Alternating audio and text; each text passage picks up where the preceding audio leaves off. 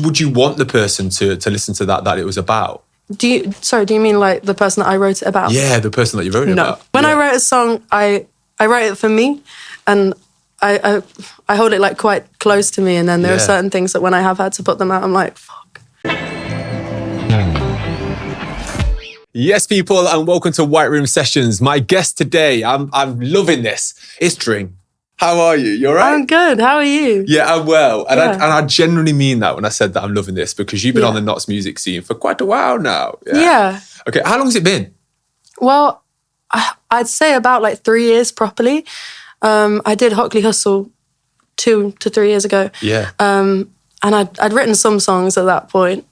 But over time, as I've got like more of a repertoire of songs, I've sort of like dug deeper into it. So you started young, like straight in at like Hockley Hustle. Like, so you was 16 when you first played at Hockley Hustle. How did that come about? That was a really last minute thing, actually. Engine Room, a label who I don't think they're running anymore, but at the time they did sort of like up and coming artists, and I'd spoken to them about maybe getting some help producing stuff. Never went through with it, but they just rung me one day and said, we've had someone drop out like last minute, can you be there in 2 hours? So I did that, and that ended up being how I met my manager, actually, because she was running that stage, and it also like spiraled on from there. Nice. Yeah. And have you played every year since? Have you always gone back and done that? So started at Hockley Hustle, which is a great event. It's a great thing that they put on and kind of like. And have you done other festivals around Nottingham? Yeah, I did Beat the Streets. Nice. I did Rescue Rooms for that main stage, which I think today is like one of my favourite gigs I've ever done, because it was like a full room. Luckily, it started chucking it down outside just before my set. Yeah. So everyone sort of came straight in and watched, and it was really good. Yeah. There's not many people that say, luckily, it threw luckily, it shut it down. yeah. Like, you didn't want it to be sunny, you wanted the weather gods to shine upon, but actually bring a rain cloud instead. Exactly. And you know what? It worked. Yeah, and I had a great time. Yeah.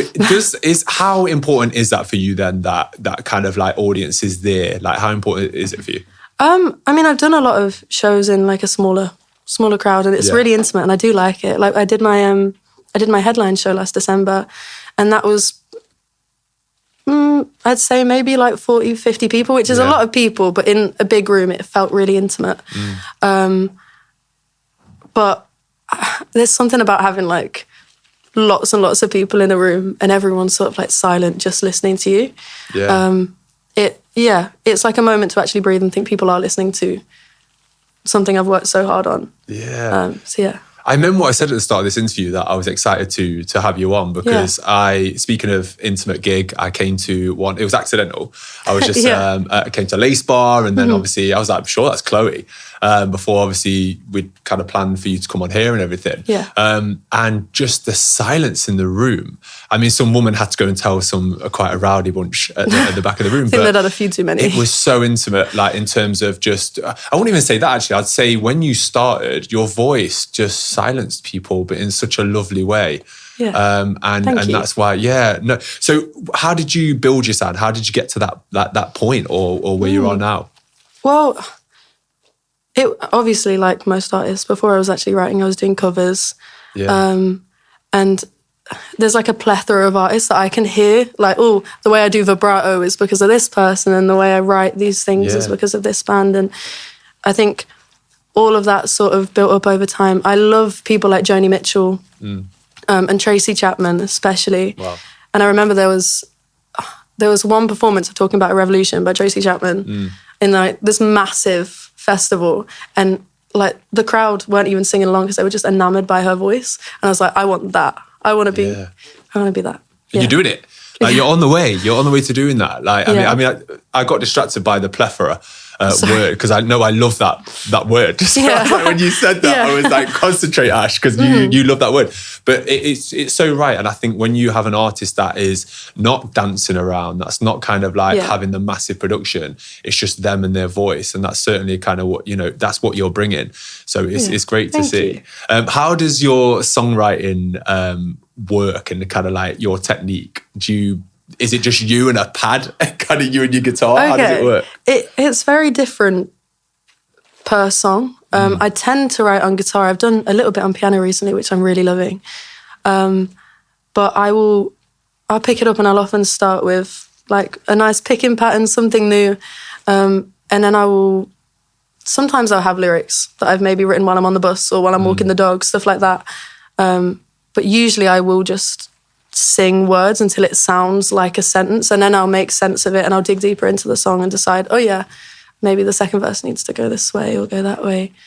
But it all sort of comes at once. I tend to find that when I write a song, I'll do this thing where I'll write like the first verse, I'll love it, I'll hold on to it. Yeah. And then after that first moment of inspiration, I'll sort of like put it away and not see it for like 3 months. But yeah, it takes me quite a while to finish a song. I think it takes a lot of analysing. Yeah. Okay, and then boyfriend. So boyfriend, boyfriend. Yeah, like, boyfriend. Boyfriend. Yeah. How did that come about then? Was that one that you put away and was like that one completely different actually. That one I wrote with an incredible producer called Jez Ashett. I went down to like begin recording my EP, and we were like, okay, you know what? Let's write a song to sort of break the ice before we record the rest of the songs.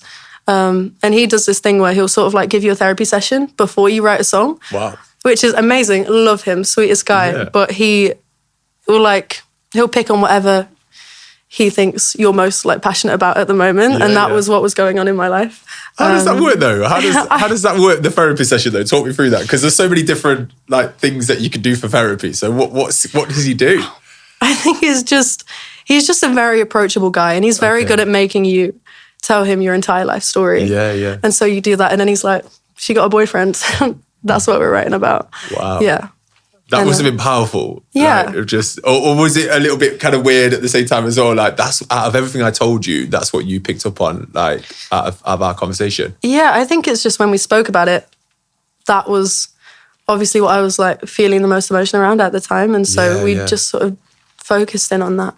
So was it at the end of a breakup and you was kind of like, I'm writing about this? It was at the end of a whole situation. A situationship. A whole situationship. Yeah. Right. It was a thing. But yeah.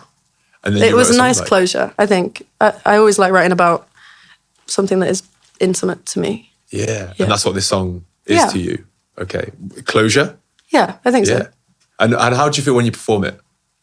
I love performing it now. I think like a year later after writing it, that ended up being like the first song I got on BBC Radio 1. Nice. And so to me, I feel like a sense of accomplishment that like something actually really beautiful came out of like all of that like a year ago. So yeah, I don't know. It feels like an anthem to me now. It's like part of me. Yeah.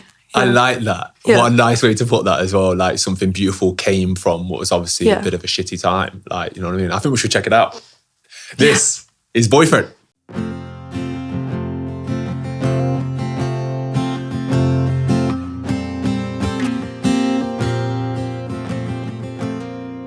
I heard you got a boyfriend.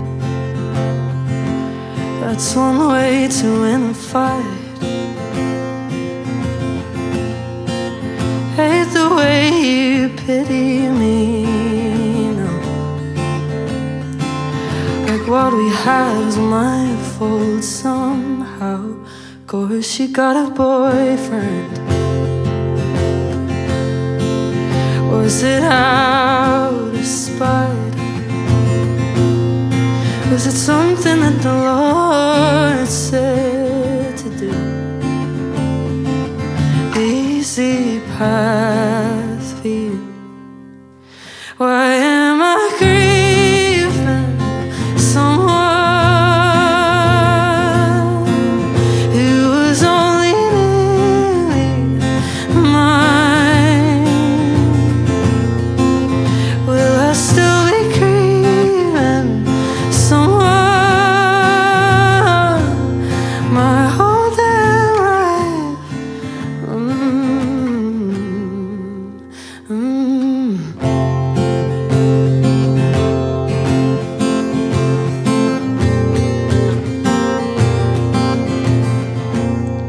I saw you with your boyfriend. Couldn't look away. Don't know why I myself, just hoping there's a flicker of regret. You'll get tired of who he is, come crying to me instead. Oh God, it's such a mess. Why am I grieving someone who was only nearly mine? Will I still be grieving someone my whole damn life? Oh, my whole damn life. Oh, my whole life. Oh, life.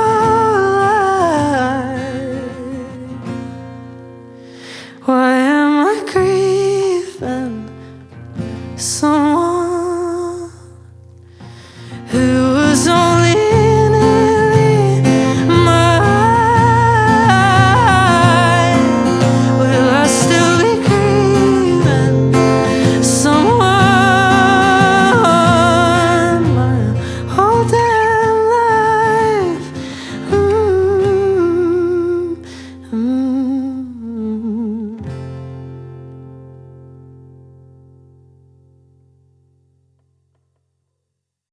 Absolute anthem. Like, is it just when I mean anthem for me personally, when I'm listening to that, I kind of make it, or it goes into my head of kind of like my past relationships. What kind of it gets me thinking. Do you know what I mean? So, would you want the person to listen to that it was about? Yeah. What would you want them to take from that? Do you mean like the person that I wrote it about? Yeah, the person that you wrote it about. No, I thought you meant the person you were thinking of. No, I do not want them to hear it. No, I don't want you you won't know the person that kind of. When I write a song, I write it for me, and I hold it like quite close to me. And then there are certain things that when I have had to put them out, I'm like, fuck, someone's gonna hear this. Gonna hear that. But I like to just avoid that topic completely. Yeah.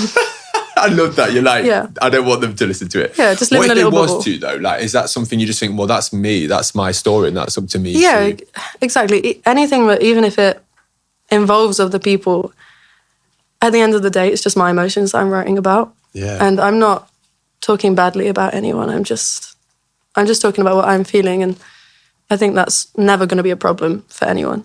Yeah. Where do you think you would be without music? Because you clearly use it as an escapism in terms of, or to get down your feelings really by the sounds of it. So just like a form of therapy, like in a way. It really is. Yeah. So where would you be without it, do you think?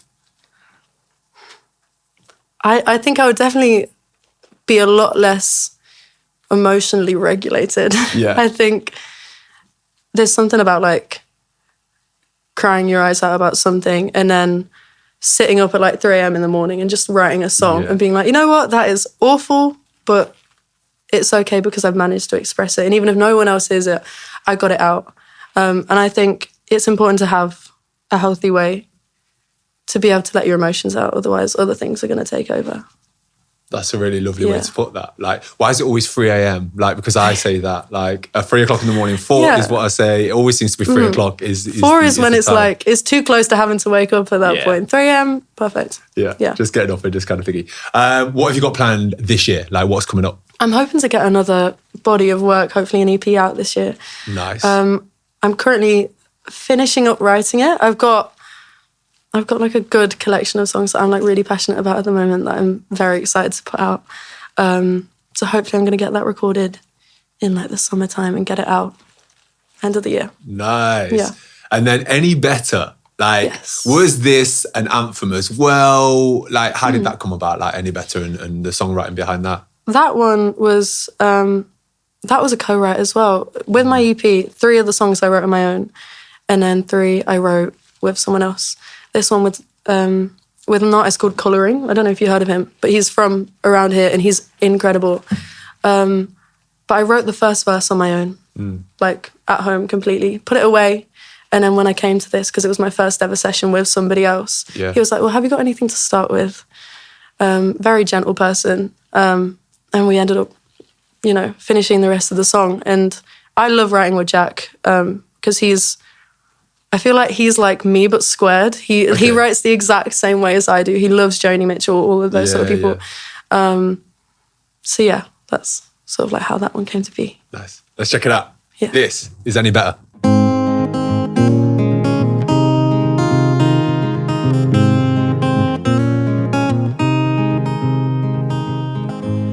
I turned the other cheek and it hurt twice as much. I couldn't bear to watch my reflection as my face burned up. I heard you call me brave and my skin began to sting. I must have been better behaved when I was letting you in. Spin me around, I'll be right where I land. Sure, I'd love to dance with you down between the rail tracks. I don't know any better.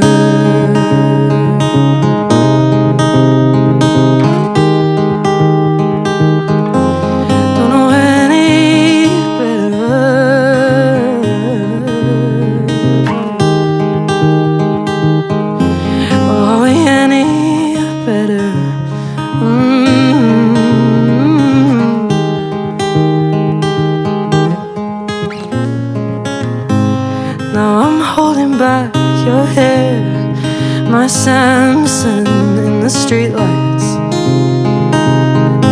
and they're telling me you'll never be grateful, but ain't it beautiful to be needed at all? Spin me around, I'll be right where you are.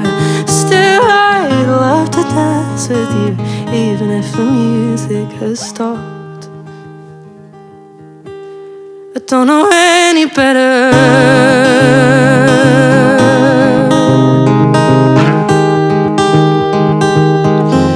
Don't know any better.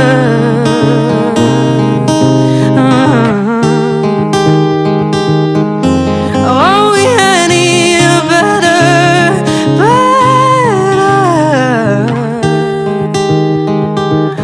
Oh, we were never better.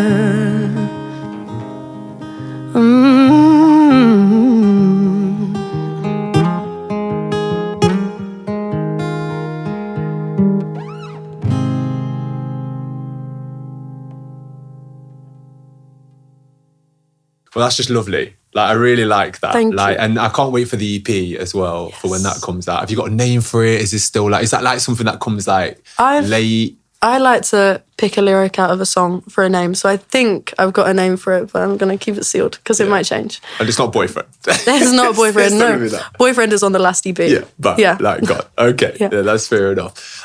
It's been such a pleasure just having you on. Where can people find you? Where's the best place for them to have a look? Instagram, TikTok, Spotify.